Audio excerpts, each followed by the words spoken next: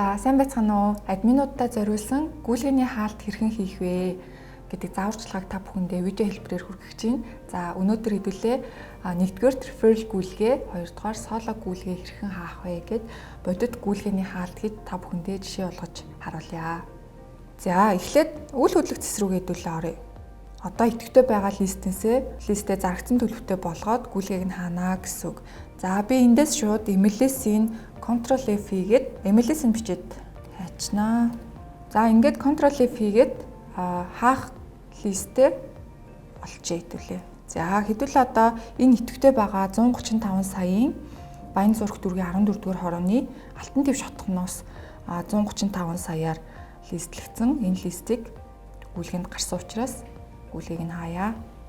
За гүйлгээг нь хаахдаа агентуудаараа харилцагчаа ер нь бол бүртгэгдсэн байвал гүйлгээний хаалт нь илүү хурдан процессор явагдаж шүү.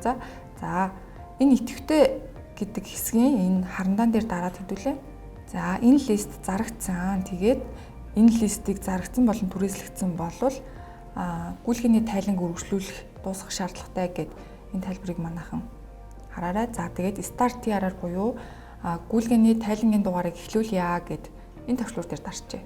Ингээд манай гүйлгээ хаагдах процесс ингээд эхэлчихэж байгаа. Энэ лист маань листийн үнэ 135 саяар листлэгдсэн зах зээл дээр 11 хоног байршаад за 3 сарын 23-ны өдөр өнөөдөр гэд энэ хугацаанд бол шууд автоматар өнөөдрийн календарын хугацааг авчиж байгаа. За ингээд зах зээл дээр 11 хоног байрсан байна гэдгийг бас тооцоолоод авчиж байгаа шүү. За тэгээд энэ гүйлгээ маань referral гүйлгээ учраас энэ seller гэдэг төвчлөрийг дарна шүү. За энэ bot гэдэг нь юу нь бол solo гүйлгээ гэсэн үг. Лист болон баяр тал нь хоёулаа нэг хүн байсан гэдгийг илэрхийлж байгаа шүү. За хоёрдугаар степ дээр энэ баясгалан цэрэн доржийн буюу лист талын маань commission type нь ямар type юм бэ гэхээр referral гүйлгээм чи referral гэдгийг сонгох чинь. За тэгэхээр referral гүйлгээний маань шимтгэл нь 50% буюу агентууд маань тэнцүү хувааж авдаг учраас энэ дээр нөтгөө үнийн дүн буюу 1% үнийн дүнг оруулна. За сая 300 мянга нь 130 саяхан 1% нэгэд арталт нь програм нь хувийн тооцоолоод өгчөж байгаа. 3 дугаар степ дээр юу харуулт юм бэ? За тэгэхээр энэ 2 дугаар степ дээр сая жагсаалтын шимтгэл буюу лист талын маань шимтгэлийг би оруулсан. Тэгэхээр 3 дугаар степ дээр саяны миний оруулсан үйлдэлүүдийг бүгдийг нь харуулад өгч гинэ гэсэн үг. За энэ ногоон товчлоор яг ийм received гэдэг төлөвтэй байх хэвээр. Received төлөв нь яг энэ шимтгэлийн үнийн дүн буюу төлбөр нь ороод ирцэн гэдэг ийм received гэдэг төлөвтэй байх хэвээр. Ийм байгаад тах юм бол энэ шимтгэл гүйлгээ хаагдсан гэхдээ орж ирээгүй байгаа гэдэг төлөвтэй байдаг шүү. За received болгочих юм бол одоо энэ агентийн маань дашборд нь хөдлөөд яг энэ шимтгэл нь програм дээр нь тооцогдоод явна гэсэн үг шүү. За одоо худалдааны шимтгэл буюу buyer талынхаа агентийн шимтгэлийг бүртгэх хэсэг маань энэ 4-р степ дээр явж байгаа шүү. За энэ add гэдэг төвчлөр дээр даръя. Off-соо сонгоод агентаа сонгоод админууд маань дахиад нэг сайн шалгаарай. Адилхан овг нэртэй эсвэл адилхан нэр нь ингээ адилхан харагддаг нэрнүүдийг сонгоод хадгалах юм бол энэ нэр нь солигддоггүй шүү. Тэгэхээр нэрээ сайхан чеклээд хадгалчих хэдүүлээ. За тэгэхээр баяр талын маань агент сумын сүрэнгийн маань шимтгэлийн төрөл нь referral гэдгээ сонгож чинь. За тэгээд баяр талын 1% шимтгэл буюу сая 300 мянган төгрөгийн шимтгэлтэй гэдгийг оруулчих. За ингээд 1% наа гэдгийг арталт нь бодоод өгч чинь тийм.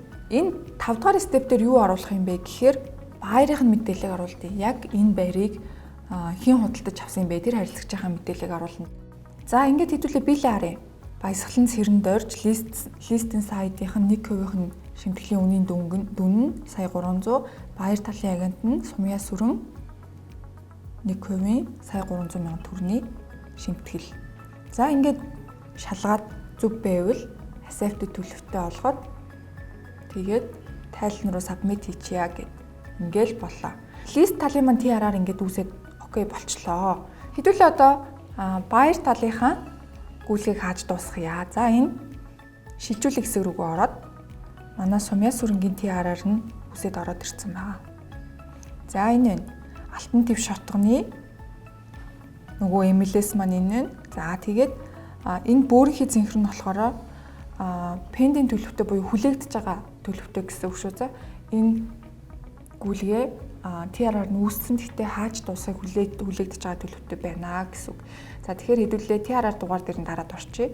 За нэгдүгээр степ дээр өмнө нь лист тал маань зарагдсан үнийн дөнгөө 130 сая гэд оруулсан, зарагдсан өдрөө оруулсан.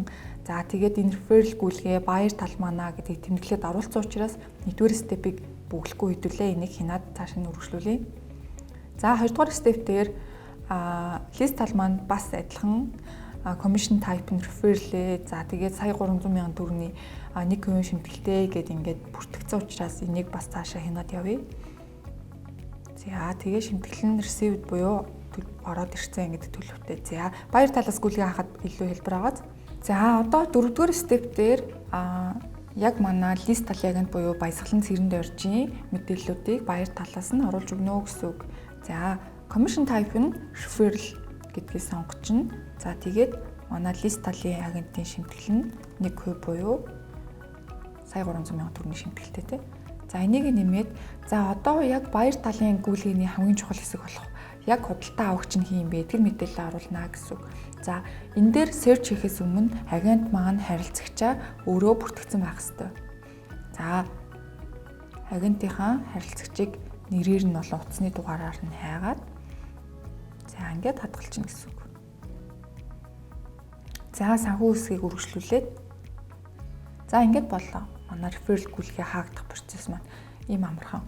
Хоёр талынхын TRR дугаараар нь гүйлгээг нь дуусгаад за тэгээ гүйлгээг хянж болсон бол accept төлөвтэй болгоод